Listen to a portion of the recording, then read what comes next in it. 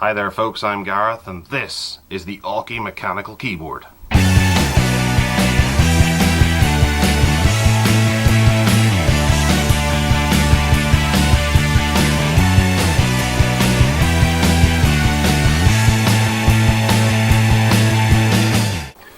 So, the Aukey RGB mechanical keyboard. Important to mention straight off that this is blue key technology as opposed to red or brown, I think the other two are.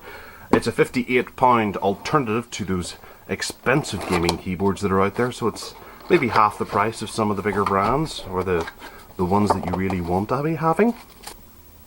Maybe cut that out.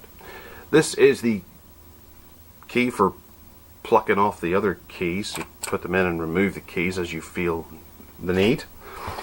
We have a warranty information card here as standard with most Aukey products.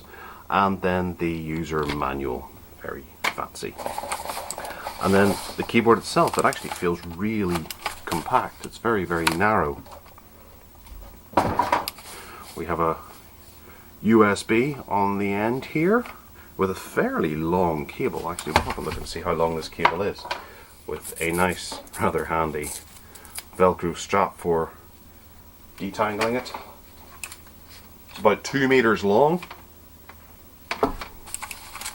And the keyboard itself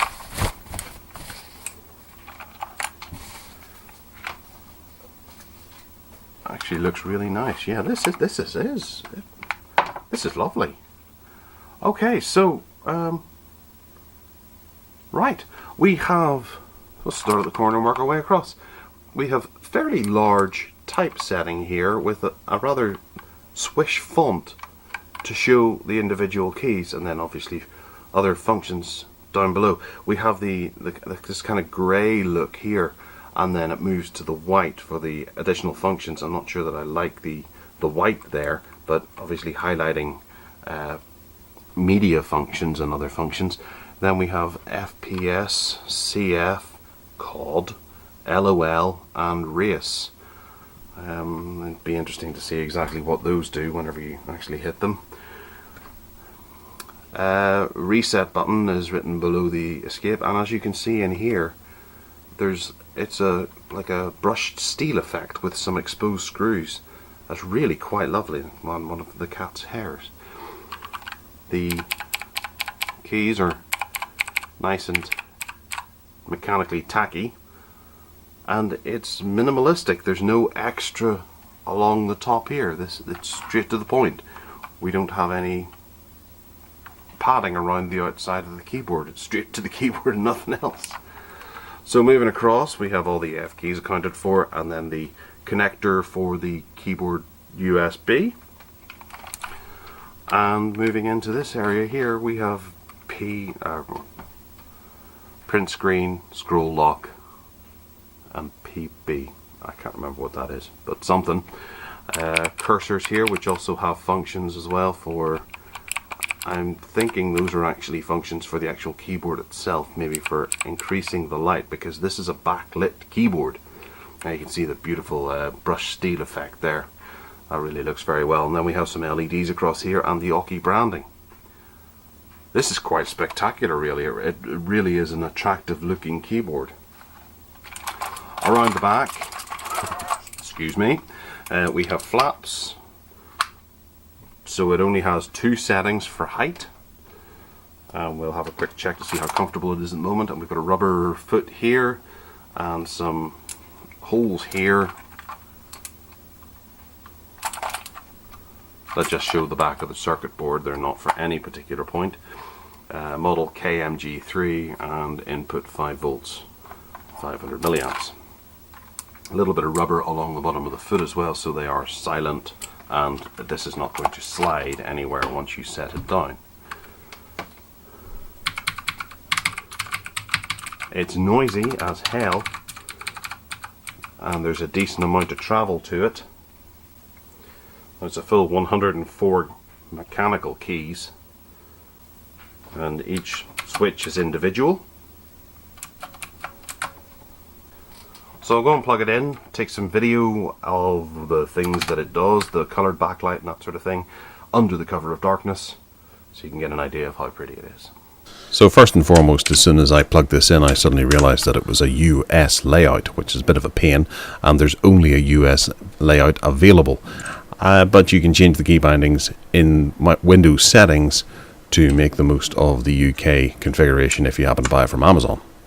So first up, what we need to do is reset the keyboard, and it gives us a bit of a light show of what it's capable of, and then we will work our way through the memory functions to show off what exactly it does.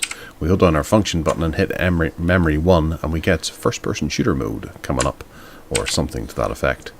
We get a nice sort of strobe effect. If we press it again, it takes us through the colors that are available.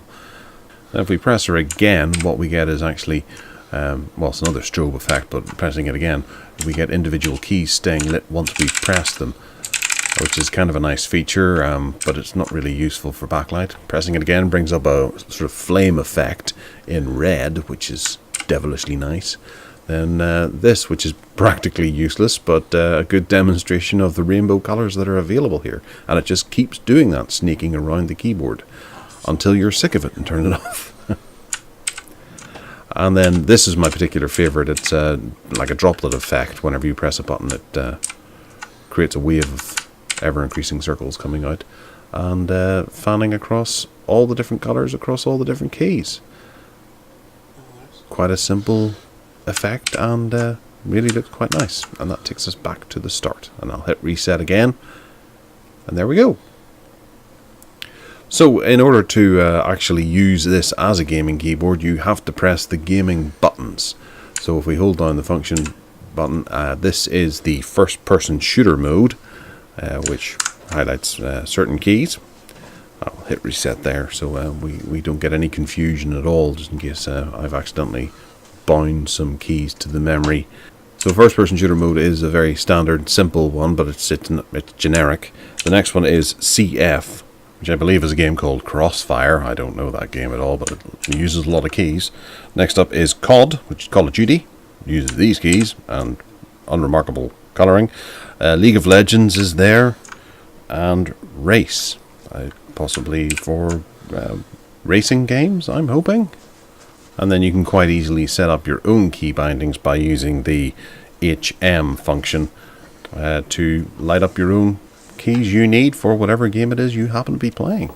And that's about that. It's lovely, really. It's a good option to go for. I'm really quite impressed by how impressive this looks. It is one of the prettier keyboards I have seen. I shall use it, and I will be writing reviews on this keyboard for the next wee while, just to see how well it fares. So follow us over at techaddicts.uk and I'll tell you more about it. I don't tend to use these kinds of keyboards terribly often. Whilst I do game quite a bit, I record a podcast, so typing whilst recording a podcast, this is not exactly the best experience for the listener.